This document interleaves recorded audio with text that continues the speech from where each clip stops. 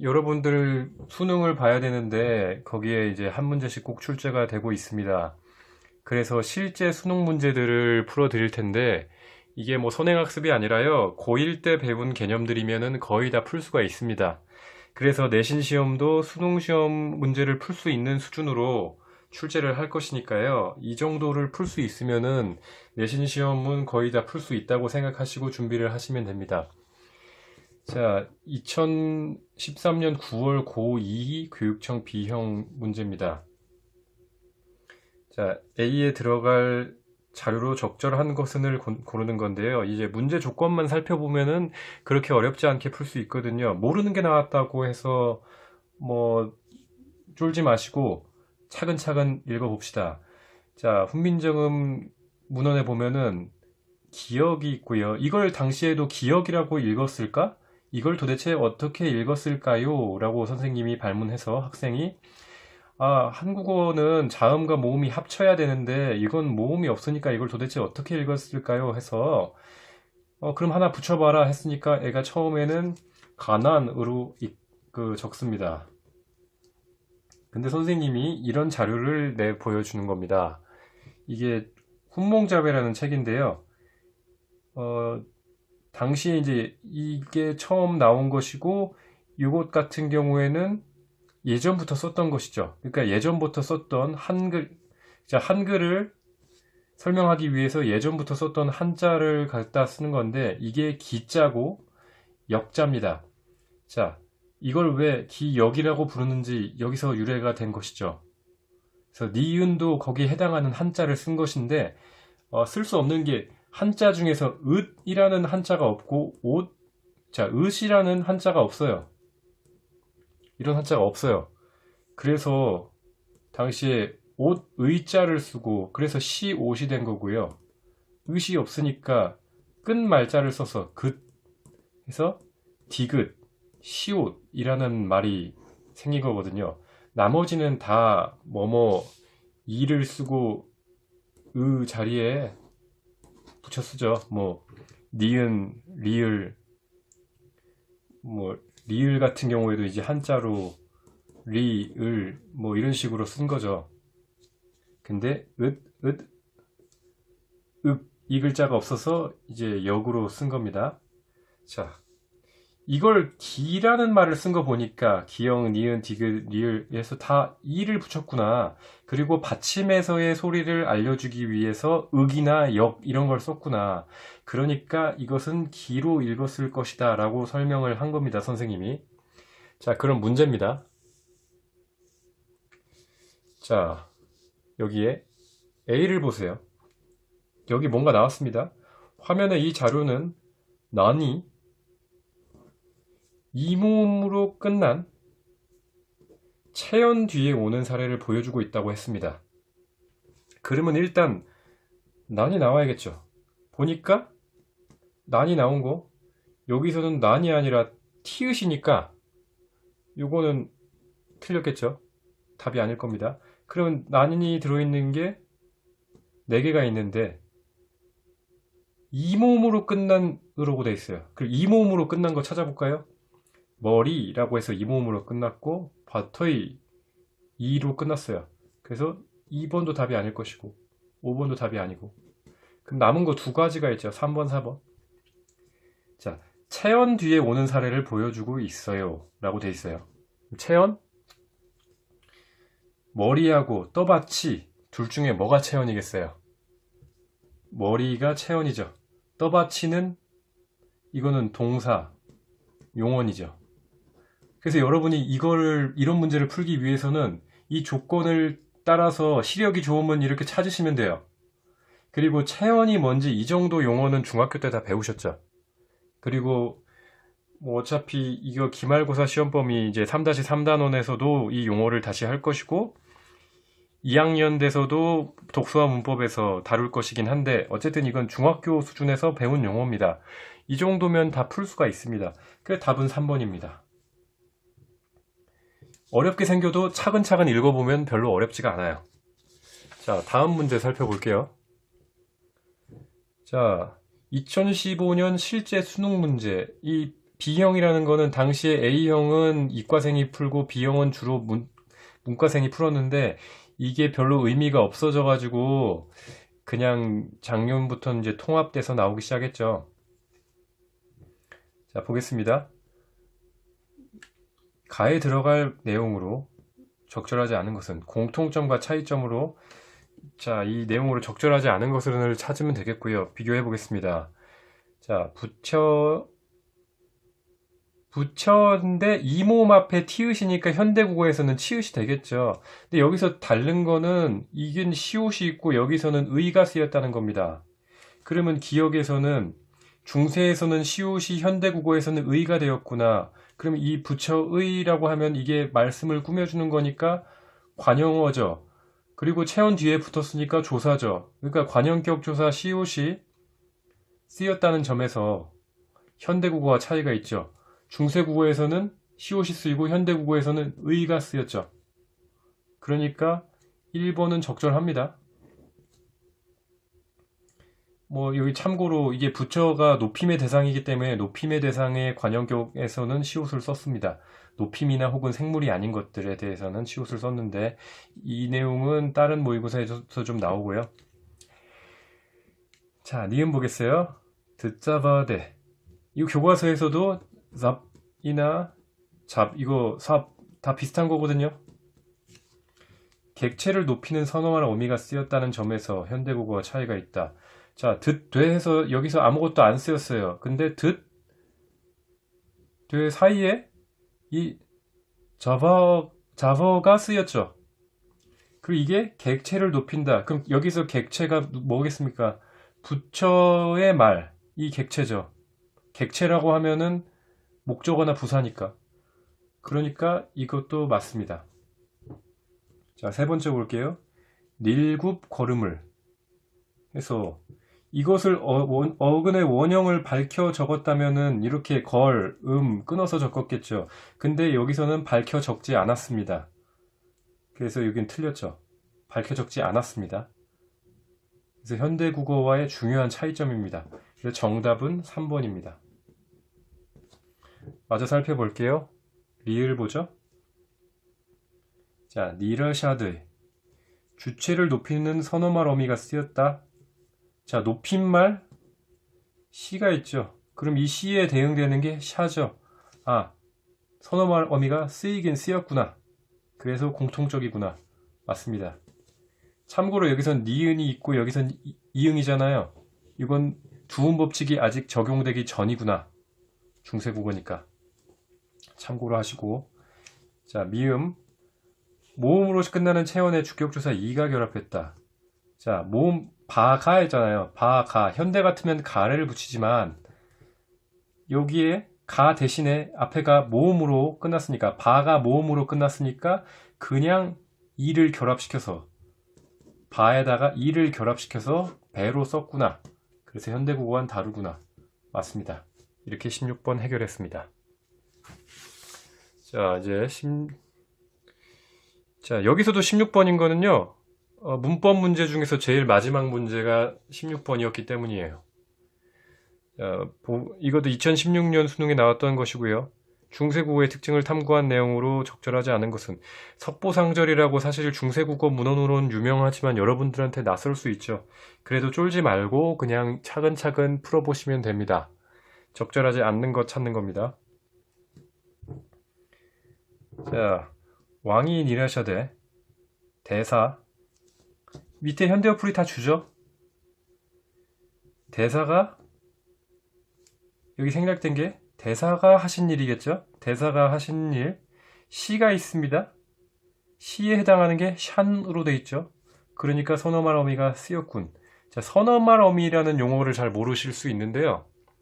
일단 어간 어미는 여러분들이 확실히 배우셨을 거고, 선어말 어미도 중학교 때 배운 사람도 있고 기억 안 날 수도 있는데, 어말 어미 앞에 쓰인 어미가 선어말 어미인 거예요. 그러니까 자, 하신 해서 하신, 이 어미죠. 어미 앞에 쓰였으니까 이게 어미, 이건 선어말 어미. 되겠습니다. 자, 니은 볼게요.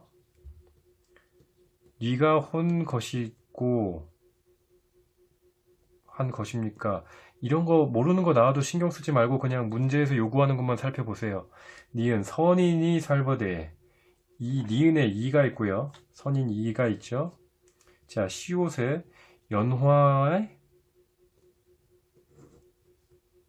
있습니다. 여기 해당하는 거 연꽃이가 있고요.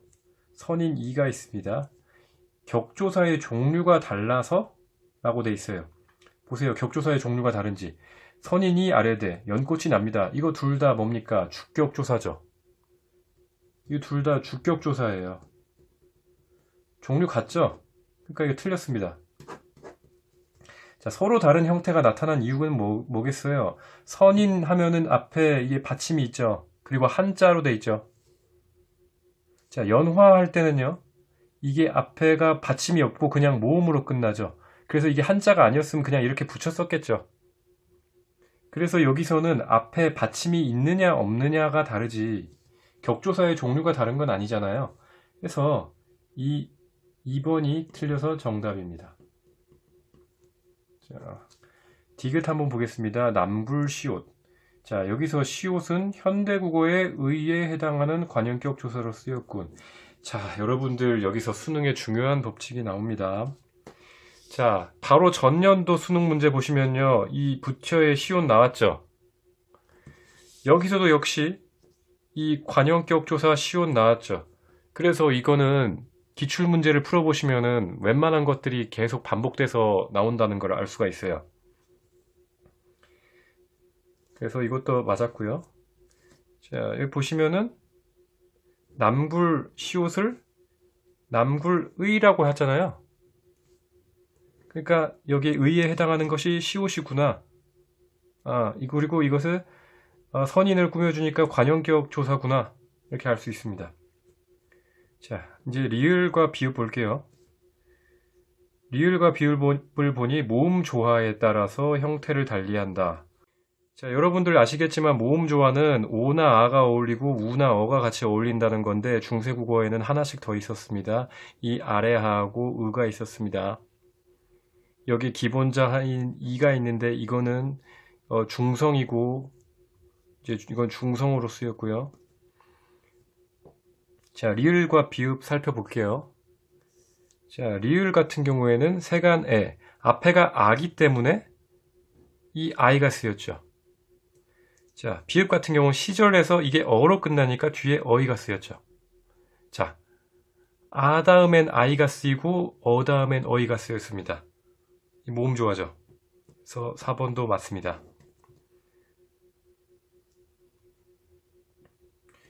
자, 5번 볼게요. 미음과 쉽디, 현대국어의 쉽지를 비교해보니 D에는 국외음화가 확인되지 않는군. 그래서 D에는 국외음화가 아직 발생하지 않았죠. 그래서 5번도 맞습니다. 자, 이제 16번 살펴볼게요. 자, 여러분들이 교과서에서 봤었던 익숙한 지문이고요. 이게 워낙 중요한 예문이기 때문에 뭐 언제든지 수능에 나올 수 있습니다. 2014년 수능에 나왔고요. 여기도 특징도 여러분들 보고 외운 지식을 요구하지 않아요. 이 지식도 미리 다 줬습니다. 뭐 수업 시간에 봤던 거지만 이 반치음과 이게 존재했었죠. 초성에 오는 비읍, 디귿은 비읍과 디귿 이 둘 다 모두 발음됐을 것이다. 종성에는 디귿과 시옷이 다르게 발음됐을 것이다. 평성, 거성, 상성의 성조를 방점으로 구분했을 것이다. 라고 하고 있어요. 문제를 살펴볼게요.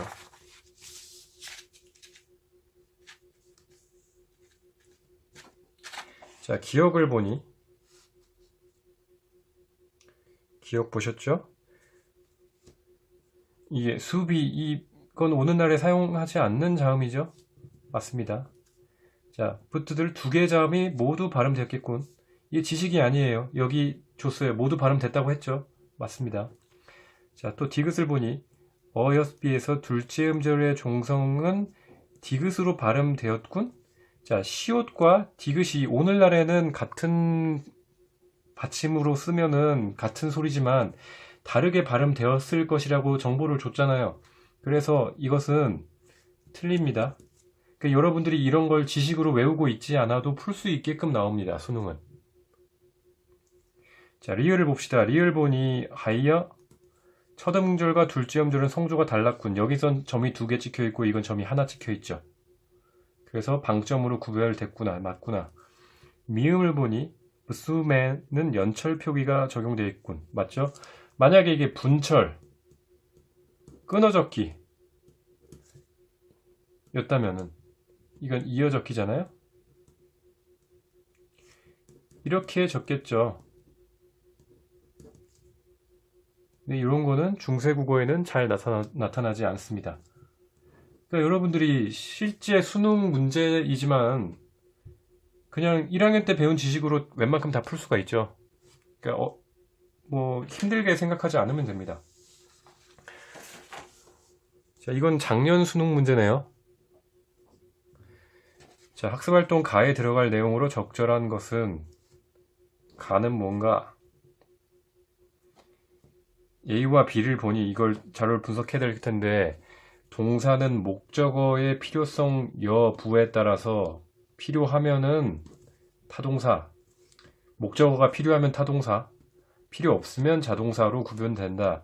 A와 B를 보고 중세국어 열다, 흩다의 타동사, 자동사로서의 쓰임과 이에 대응하는 현대국어 동사들의 쓰임을 비교해서 변화를 탐구해보자 라고 돼 있는데 여기서 이미 줬잖아요. 목적어가 필요한지 아닌지를 현대국어로 일단 판단을 해보죠. 여기서 말하는 건 열다와 흩다만 보시면 됩니다. 열다 자체로 목적어가 있죠. 그러면 이건 뭡니까? 타동사죠. 자, 여기서는 열다라고 쓸 수가 없습니다. 그러니까 열다는 자동사로는 쓸 수가 없구나 라는 걸 알 수 있고요. 마찬가지로 흩다, 흩어 같은 경우에도 앞에 목적어가 필요하죠. 이 타동사 됩니다. 근데 여기서는 목적어 없이 쓰려고 그러니까 못 쓰죠. 이 어가 들어가야 됩니다. 그래서 이건 타동사가 아니라 자동사라는 걸 알 수 있습니다. 그래서 일단 보시면은 현대국어에서 열다와 흩다는 타동사로만 쓰입니다. 그래서 열다와 흩다는 타동사로만 쓰입니다. 타동사로만 쓰입니다. 이것만 보면 답은 1번과 3번으로 좁혀졌는데 중세국어 살펴보죠. 크게 뭐 고민하지 마시고 이거는 거의 비슷한 것 같아요. 그럼 요거 같은 경우 보면은 열어라고 해서 이거는 그냥 이어 적었을 뿐이지 열어나 마찬가지죠. 근데 여기 그대로 썼습니다. 목적어 없이 그냥 썼습니다. 마자미가 마음이 열어라고 그냥 썼기 때문에 아 이거는 자동사도 되는구나. 마찬가지로 여기서 흩은이라고 되어 있는데 그냥 흩다에다가 그냥 은만 붙인 건데 여기 앞에 목적어 없이도 썼죠. 목적어 없이 썼습니다. 자, 현대국어 같으면은 어를 반드시 써야 되죠. 근데도 어 없이도 그냥 썼습니다. 아, 그러니까 중세국어에서는 이 목적어의 필요성에 따라 자동사, 타동사 구별하지 않고 그냥 다 썼구나. 그래서 중세국어에서는 열다, 흩다는 자동사 및 타동사로 쓰였다. 답이 3번이 되는 거죠.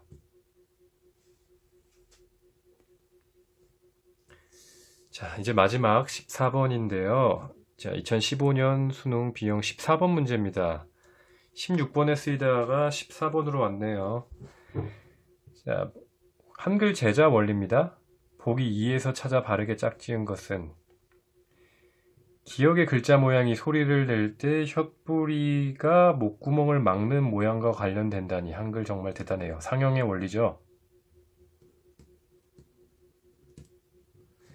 휴대전화 자판 중에서는 아래아와 의와 이를 나타내는 세 개의 자판만으로 모든 모음자를 입력하는 것도 있어서 참 편리해요. 여러분들 그 천지인 키보드 생각하시면 됩니다. 예사소리, 거센소리, 된소리의 A 획추가 AA 형태. 그러니까 기역, 키읔, 쌍기역 이런 형태 설명하는 것이고요. 미음과 미음의 획을 추가해 만든 자음들은 미음을 공통적으로 포함하고 있다. 이것들은 공통된 소리의 특징, 그 소리의 특징이 뭡니까?